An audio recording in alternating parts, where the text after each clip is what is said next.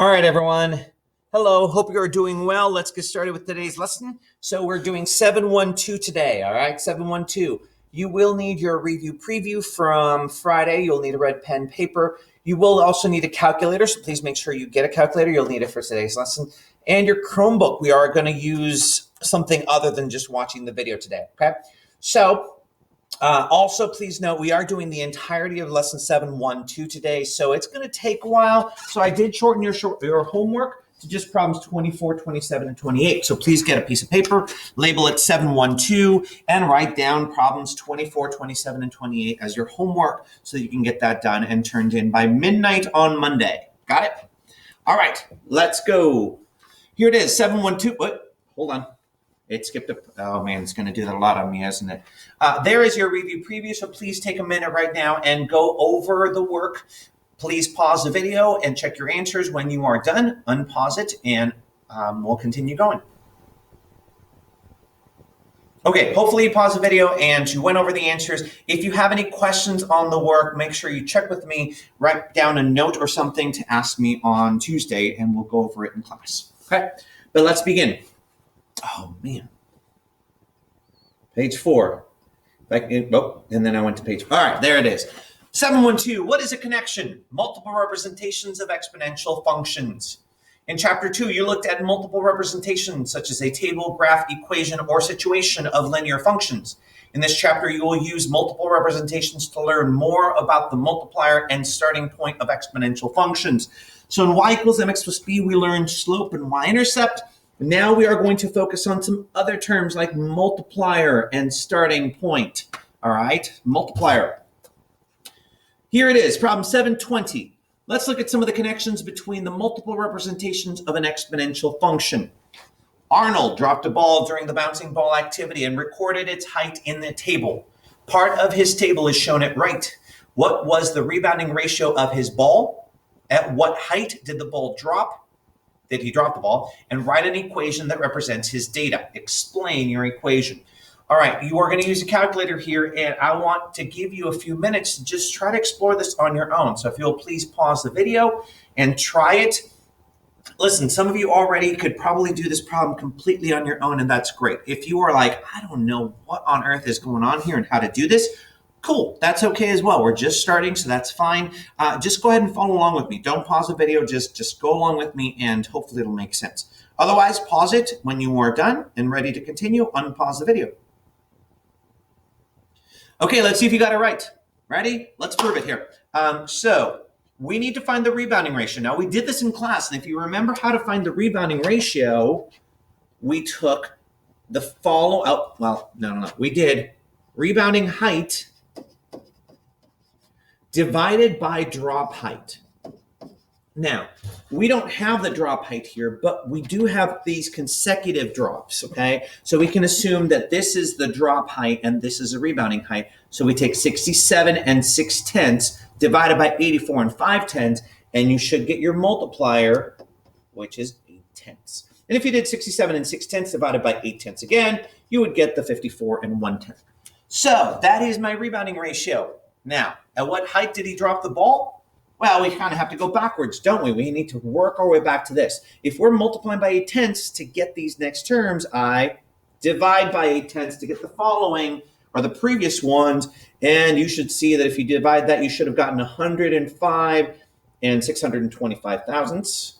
That should be 105. Okay, and if you do that one more time, you will get approximately 132. I know it's 132 and 3,125 10,000ths, but we're just going to put 132 there. Okay, so what was the drop height? 132. What was the rebounding ratio? 8/10. Write an equation. Ooh, did you write the equation for it? Now, again, at this point, we're just kind of working it out, but look at it. We started with this. So if I was going to find these values, I would do y equals, and I'd do 132. And then what am I doing every time? I'm multiplying by 8/10, right? Multiplying by 8/10. And then, so to get it one time, I multiply by 8, or term number 1, I multiply by 8/10 once. To get term number 2, I multiply by 8/10 twice. Term number 3, 3 times. So I'm taking 132 times 8/10 to the power of x. And this is my equation. Is that what you got? Hopefully you did. Hopefully that makes sense, okay? Cool. All right, let's move on to the next part. B, a major technology company, Expo Grow, is growing incredibly fast. The latest prospectus, which is a report on the company, said that so far the number of employees, or Y, could be found with the equation Y equals 3 times 4 to the power of X, where X represents a number of years since the company was founded. How many people founded the company? How can the growth of this company be described? So again, if possible, some of you have already been able to see, write B and write that equation. And just by looking at the equation, you should be able to answer these questions. However, if you are not sure, just follow along with me. If you think you know, pause the video and give me the answers, and then unpause it when you're ready. Got it? All right, let's see. Probably what I'd have to do in this situation is go ahead and make a table. If I can't quite read it from the graph, I can make a table and try to figure it out. Now, X is the number of years, so X, and that's in years. And Y is the number of employees, okay? So probably year 0, 1, 2, 3, etc. So at 0 years, if I'm not sure, I can plug it in 0 here for X, and 4 to the power of 0 is 1, and 3 times 4, or 1 would be 3. Oh, so how many founded the company? 3 people founded the company. And then how's it growing every time? Well, then if X is 1, so I go here 1, 4 to the first power is 4, 4 times 3 is 12. So this would be 12. Oh, so it's like I'm multiplied by 4. And then if I do 2 times 4 squared is 16, times 3 would be 48. And that also is times 4. So it started with 3 founders, and it quadruples each year. Hopefully that's what you got as your answer as well. Cool. All right, moving on to C, and I'm trying to go kind of quickly here just to not bore you to death. Hopefully you're following along with me okay. A computer virus is affecting the technology center in such a way that each day a certain portion of virus-free computers is infected. The number of virus-free computers is recorded in the table at right. How many computers are in the technology center? What portion of virus-free computers is infected each day? And how many computers will remain virus-free at the end of the 3rd day? Justify your answers. Okay, I'm going to give you a minute to explore. So I'm going to give you 1 minute. Got it? Please write down the answers. Don't you dare just write numbers. Okay, write down a sentence, please, for this information. See what you got. Okay, hopefully you pause the video. I forgot to say pause the video. But hopefully you've got the answer, so let's check it. How many computers were at the technology center? There were 27 computers in the technology center. That's what you should have written down. There were 27 computers in the technology center. What portion of virus-free computers is infected each day? Now, this one's careful here, okay? Be careful. That sounds like my multiplier, doesn't it? If I take 18 divided by 27, I get 2/3, right? 2/3, 0.6666667. But is that the answer? And it's actually not, right? Because they're saying what portion of virus-free computers is infected each day. It's not 2/3 that's infected each day. That's how many are left over. How many computers are infected each day? It's 1/3. 1/3 of the computers are infected each day because 2/3 are left over. 18 is 2/3 of 27, so only 1/3 got infected and 1/3 got infected. So at the end of the 3rd day, if there are 12 computers and 2/3 are clean, only 1/3 gets infected. How many computers are left? 8. Cool? Did you get it? Or did I trick you with that 2/3? Okay. Letter D, last one of this problem. As part of a major scandal, it was discovered that several statements in the prospectus from Expo Grow in Part B were false. If the company actually had 5 founders and doubles in size each year, what equation should it have printed in its report? Pause the video, take 1 minute, write the equation, and then we'll go on.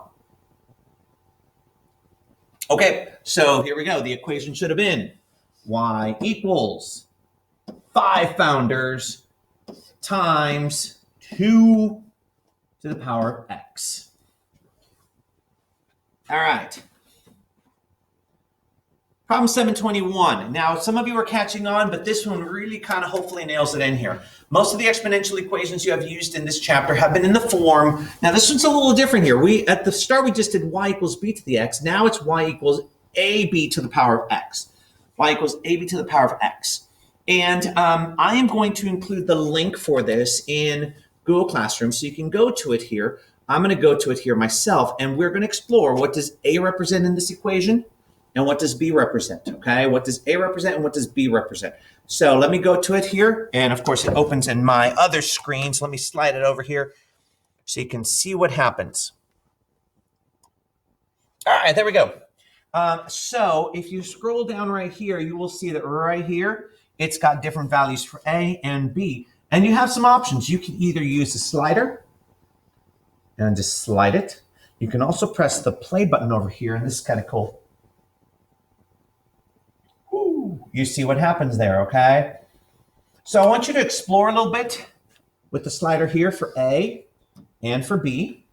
And again, there's B again. And try to figure out what happens here. Try to see what you can get. Oh, please be aware, by the way, look at that. B, when B is negative, what happens to the graph? It disappears because we talked about it.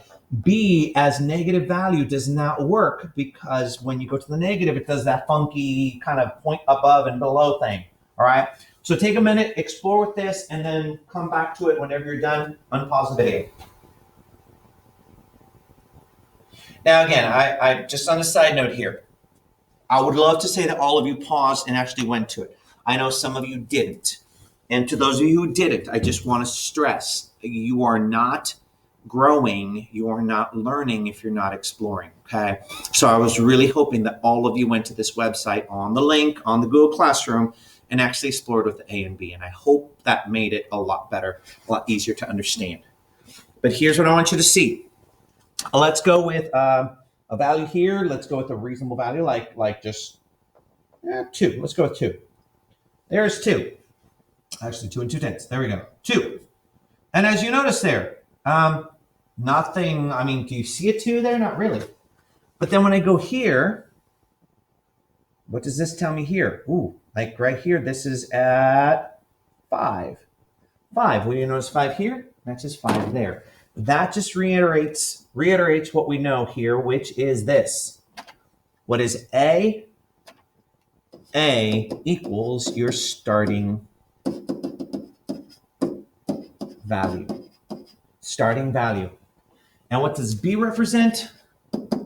B is your multiplier. Now, please be clear on this. There is no slope in exponential equations. Slope is a constant amount a value goes by, okay? That is for linear. B is a multiplier. Do not say slope or that would be incorrect. That would be wrong. It is your multiplier. Good? A is your starting value. B is your multiplier. Question B.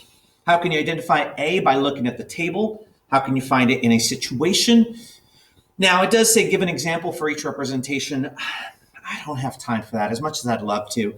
What I'm going to do is I do want you to write down, how would you find A in the table?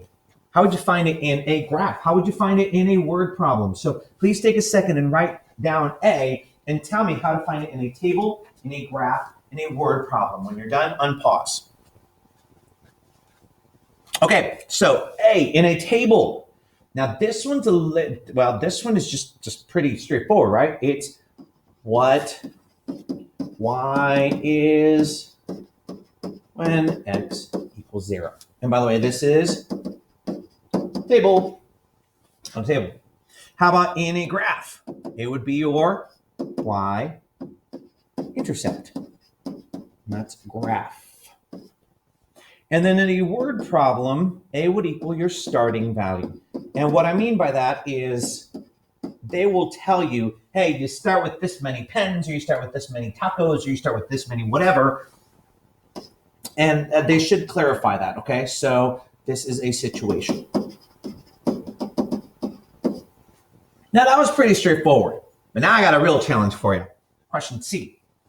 How can you determine B in each representation? That says use color arrows and colors and all that stuff to do that. Now, just forget that. What I do want you to do is I do want you to clarify how would I find B in those representations? And this is not as easy as you think. Got it? So take a minute and try it and then unpause when you think you got it. Go. Okay, in a table, how would I find this? Or how would I, not A, it's B. In a table, how would I find B? Well, honestly, it's the following term divided by the current term, right? And I've tried to think about the best way to do that, the simplest way to do that. And I actually think I came up with a way that might make sense and might be fairly easy. How about T of n plus 1 divided by T of n? In other words, you take the value of the following term divided by the current term, that will give you your multiplier. So that's on a table. Does that make sense? T of n plus 1 divided by T of n, and you should get your value there. How about on a graph? And really a graph, it's kind of the same thing. You take the following y value by the current y value. So this could work for table and graph. And then in a word problem, they'll just tell you, it'll tell you multiplier. It'll say something like it's growing, it's getting this many times larger every time, or you're growing by multiplying by this number. So it's going to be kind of clear there. So this one's really kind of the catch right there. Just make sure you understand it. To get the multiplier, you multiply the next term. Now, it can't be 2 or 3 or 4 terms down. It has to be the next term by the preceding term, and that should give you the value there. Last problem, 723, equation to graph. Can you sketch the graph of an exponential function directly from its equation without making a table first? Don't discuss it with your team, just on your own. Then make a reasonable sketch of the graph. Please write this 723, write this equation down. Y equals 7 times 2 to the power of x on your paper. Okay, so please pause the video and make me a sketch of that equation. Go. Okay, again, a sketch is a quick, simple drawing. I would expect a 4-quadrant graph. Very basic. This is x, this is y. Now, what does a parent function of an exponential equation look like? Since this is very basic, y equals ab to the x, it would look something like this, right? Boop, like that. Now, I would put my arrows there and arrows there. Now, some of you are like, well, what, do I just stop there? No, since I'm not using a formal graph here, I do need to identify 2 things. Number 1, I need to identify the starting value or the y-intercept. And so right there, I'd write 0, 7, right? That tells me this value right here, the starting value. And then in order to show that it's multiplying by 2 every time, I really want to show one more point. So like right there, maybe I'd say this is 0.114, right? Because I doubled my value, 7 doubled is 14. That would give me my answer. That is what I'm looking for. So a sketch, you can't just go, there, done. No, you can't quite just do that. That's a little too basic. You do need to identify the starting value and then another value in order for us to find the multiplier. Cool? All right, well, hopefully all this made sense. I know it was a lot. I hope you followed along okay. If not, you're always welcome to go back and check the video. There is your foxtrot for the day. So, and if I have to explain it to you, then it kind of takes away the joke from it. But anyway, all right. Have a wonderful day. Please do the homework problems. Remember, there were 3 only problems, 24, 27, and 28. And I will look forward to seeing you tomorrow. Have a good day.